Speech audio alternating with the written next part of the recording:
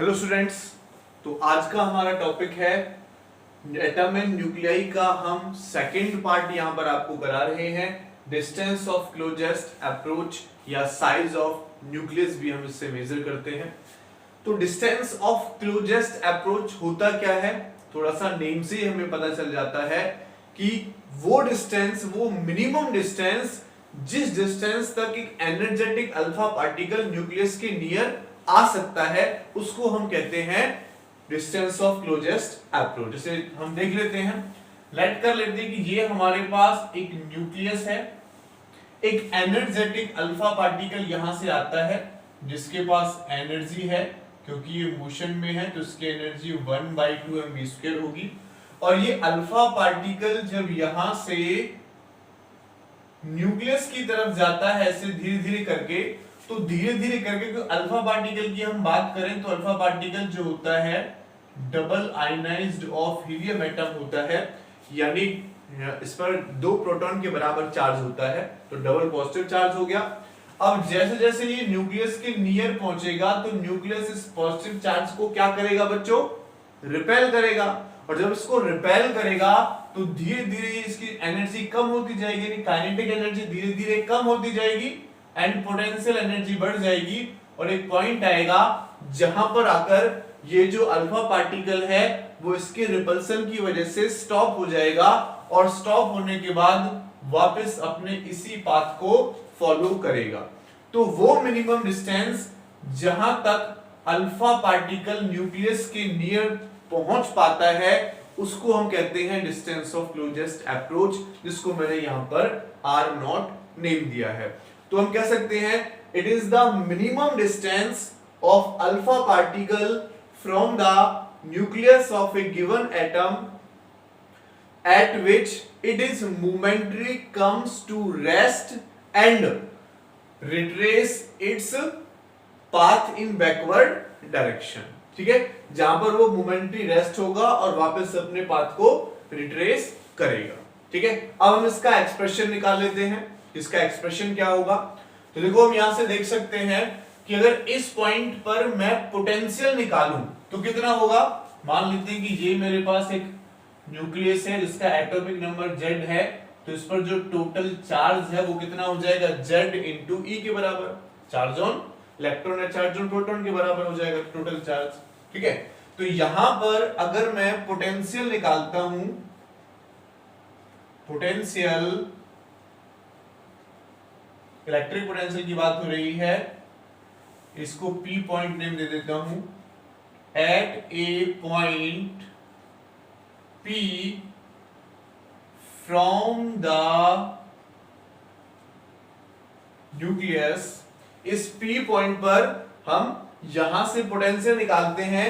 तो बच्चों पोटेंशियल का फॉर्मूला क्या होता है, charge upon 4 pi epsilon not into distance. Distance कितना r0 है। चार्ज की अगर मैं बात करूं तो चार्ज की वैल्यू कितनी है बच्चों, ZE upon 4 pi epsilon not r0 हो जाएगा। तो इतना पोटेंशियल हो गया। नाउ अगर पोटेंशियल एनर्जी निकाली जाए यहां से, पोटेंशियल एनर्जी, तो पोटेंशियल एनर्जी कितनी होगी बच्चों, क्या फॉर्मूला होता है पोटेंशियल एनर्जी का, पोटेंशियल इनटू चार्ज। ठीक है, तो पोटेंशियल इनटू चार्ज ये फॉर्मूला होगा पोटेंशियल एनर्जी का। तो हम देख सकते हैं पोटेंशियल हमारे पास है बच्चों ZE upon 4 pi epsilon not r into charge. Charge किसका, अल्फा पार्टिकल का। तो अल्फा पार्टिकल पर 2e चार्ज हो जाएगा, तो इसको हम मल्टीप्लाई कर देंगे 2e के बराबर। तो ये हमारे पास पोटेंशियल एनर्जी आई। देखो यहां से अल्फा पार्टिकल जब इस न्यूक्लियस की तरफ जा रहा था तो उसके पास काइनेटिक एनर्जी थी, जब जाएगा तो उसके रिपल्सन की वजह से धीरे धीरे काइनेटिक एनर्जी कम होगी, क्योंकि डिस्टेंस हमारे पास घट रहा है। तो डिस्टेंस घटेगा तो पोटेंशियल एनर्जी बढ़ेगी। तो टोटल मिलाकर ये जो काइनेटिक एनर्जी है ये पोटेंशियल एनर्जी में चेंज हो गई। तो यहां से हम कह सकते हैं कि जो काइनेटिक एनर्जी है यानी 1/2 mv² इज इक्वल टू, ये हमारे पास इक्वल टू हो गई पोटेंशियल एनर्जी की। तो यहां से हम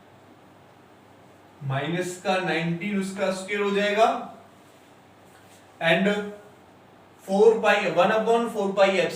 तो 1/4 पाई को मैं यहां लिख देता हूं 9 इंटू 10⁹9 एंड 1/2 mv स्क्वायर यानी काइनेटिक एनर्जी उसकी वैल्यू ये है 8 इंटू 10⁻6 इंटू 1.6 10⁻⁻19।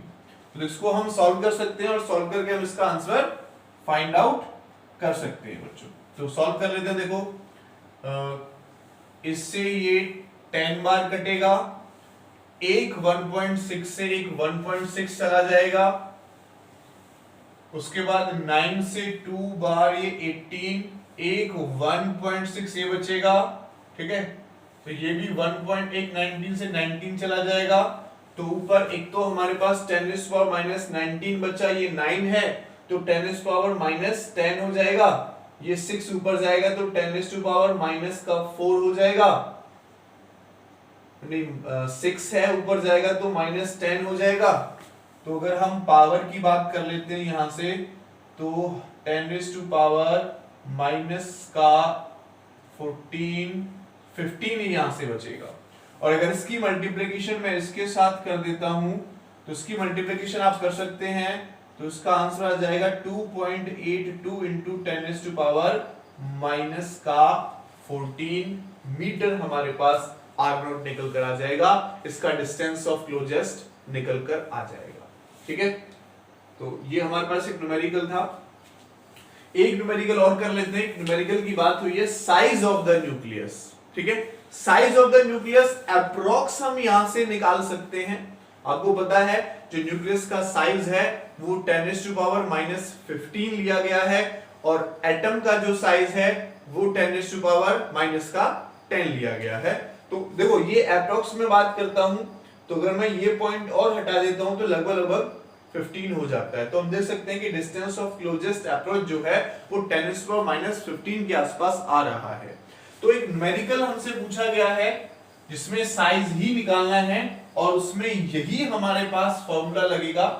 तो वो न्यूमेरिकल और देख लेते हैं डिस्टेंस ऑफ क्लोजेस्ट अप्रोच का। क्वेश्चन कहता है हमारा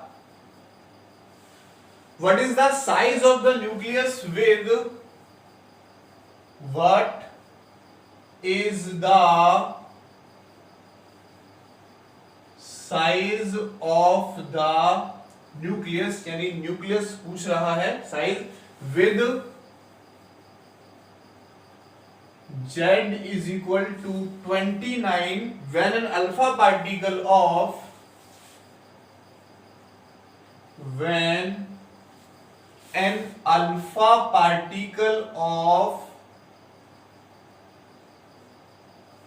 एनर्जी दे रखी है 12.5 mega electron volt kinetic energy retrace its path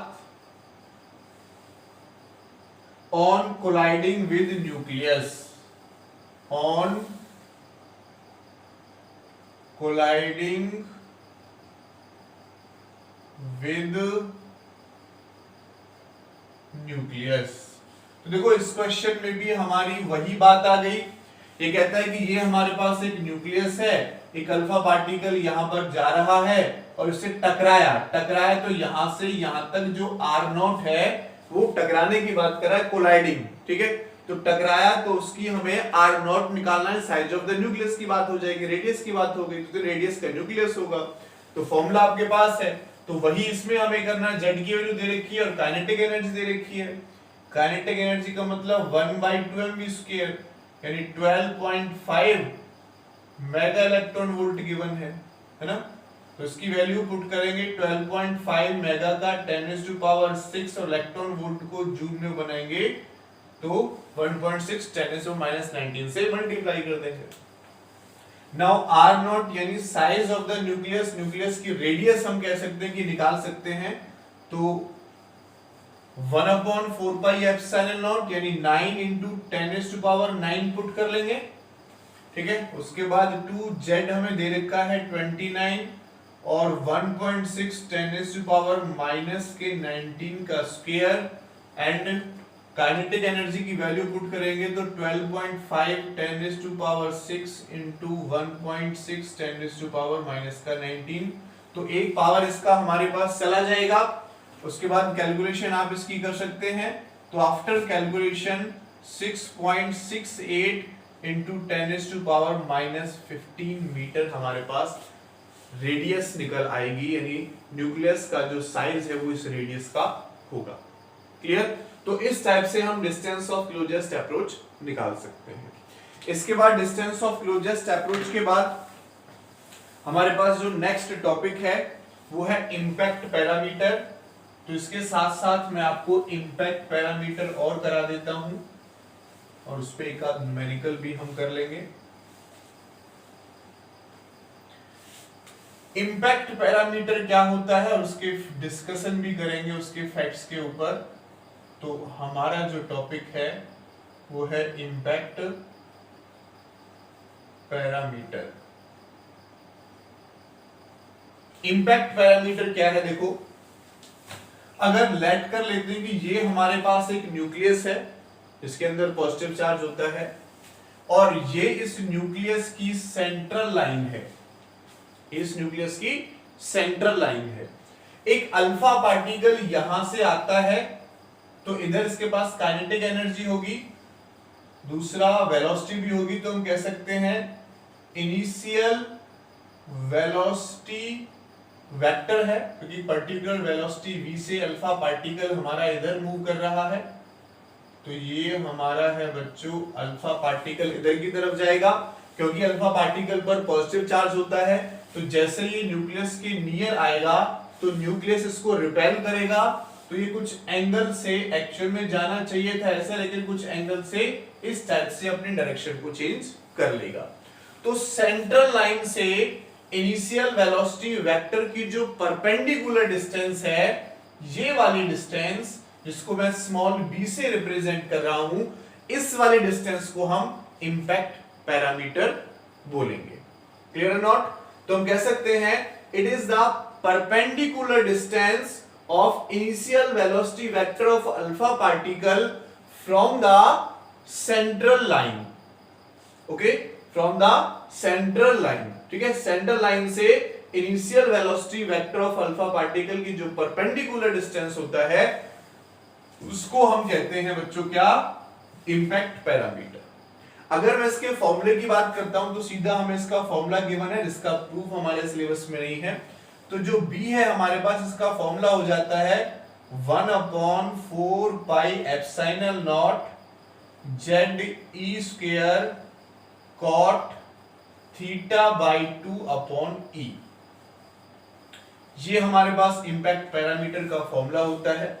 और अगर मैं E की बात करता हूं तो E मेरे पास वही काइनेटिक एनर्जी है 1/2 mv²। ठीक है, perpendicular distance of the initial velocity vector from the central line of the nucleus. Okay, इसको बोलेंगे हम इंपैक्ट पैरामीटर। अब इसके कुछ फैक्ट्स हम डिस्कस कर लेते हैं, कुछ डिस्कशन कर लेते हैं। जैसे फर्स्ट पॉइंट में डिस्कस करूंगा कि जो इंपैक्ट पैरामीटर है बी हमारा लार्ज कब होगा? ठीक है, या हम कह सकते हैं इफ इंपैक्ट पैरामीटर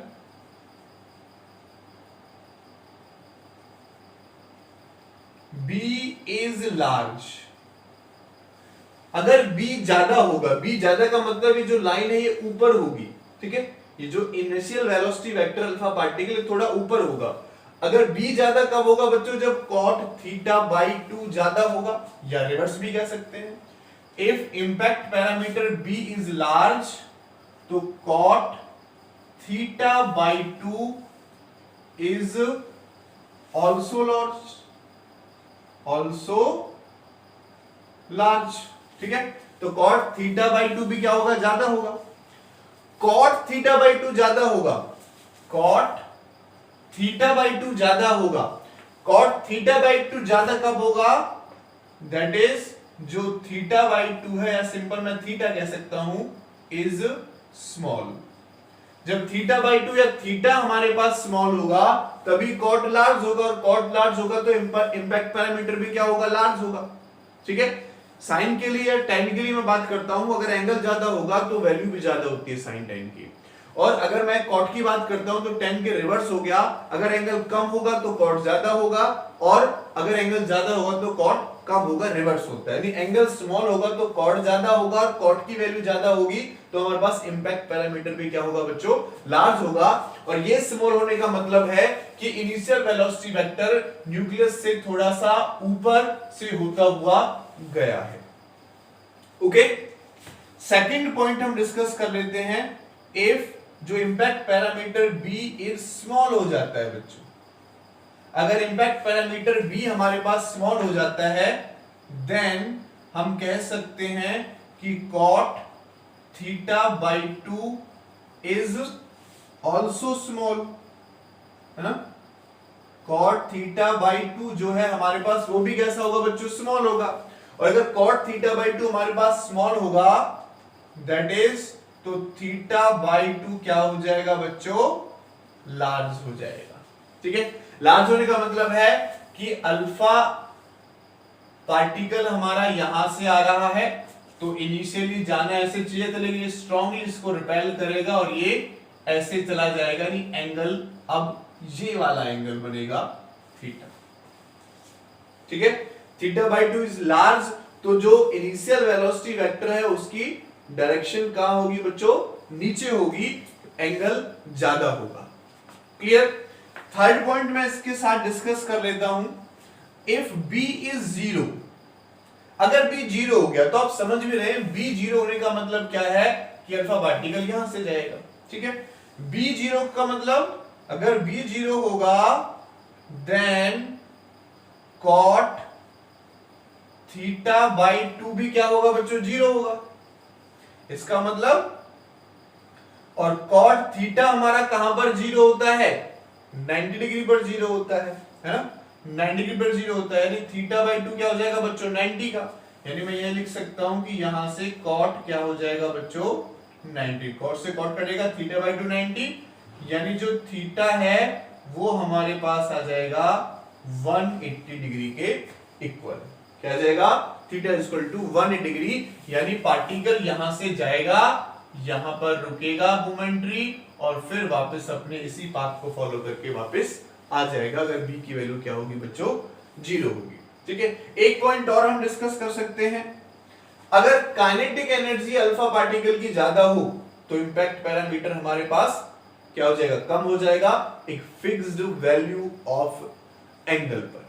ठीक है, अगर एंगल हमारे पास फिक्स है, अगर एंगल हमारे पास फिक्स है तो जो E ज्यादा होने पर B की वैल्यू क्या हो जाएगी, कम हो जाएगी। यानी काइनेटिक एनर्जी भी अगर ज्यादा है, इसका इनिशियल वेलोसिटी ज्यादा है, तो इंपैक्ट पैरामीटर हमारे पास कम हो जाएगा।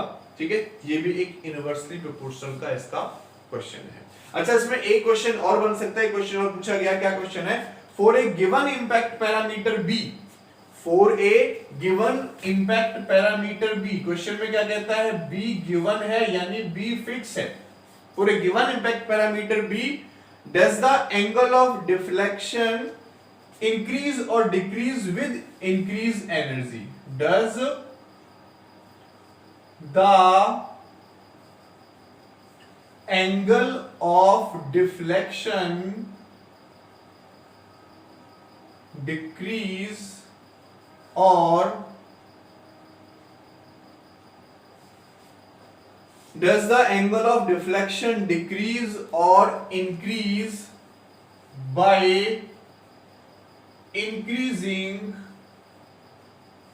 kinetic energy? कहता है कि B गिवन है, अगर B गिवन है तो जो एंगल है डिफ्लेक्शन का यानी थीटा वो डिक्रीज होगा या इंक्रीज होगा अगर हम काइनेटिक एनर्जी को इंक्रीज करते हैं। देखो फॉर्मूला आपके पास है, B = 1/4 epsilon Z² cot theta by 2। B constant है, अगर B कांस्टेंट है तो E का क्रॉस मल्टीप्लिकेशन इधर होगा, तो हम कह सकते हैं कि E डायरेक्टली प्रोपोर्शनल हो गया cot थीटा बाई 2 के, cot थीटा बाई 2 के।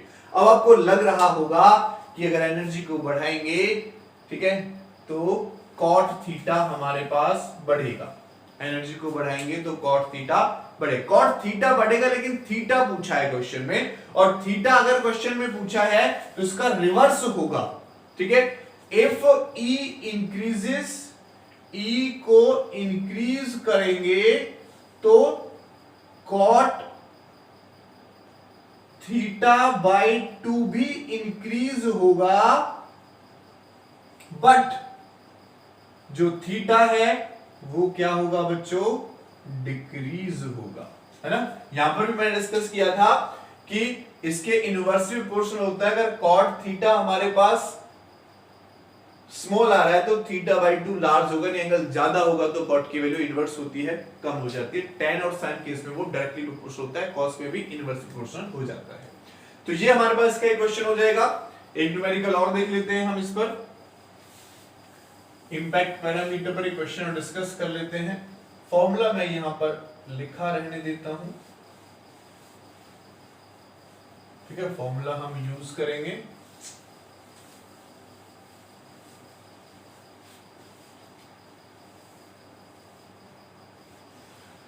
यस, क्वेश्चन है हमारे पास, कहता है calculate the impact parameter of,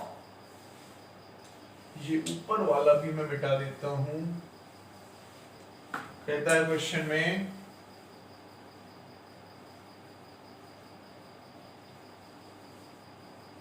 calculate the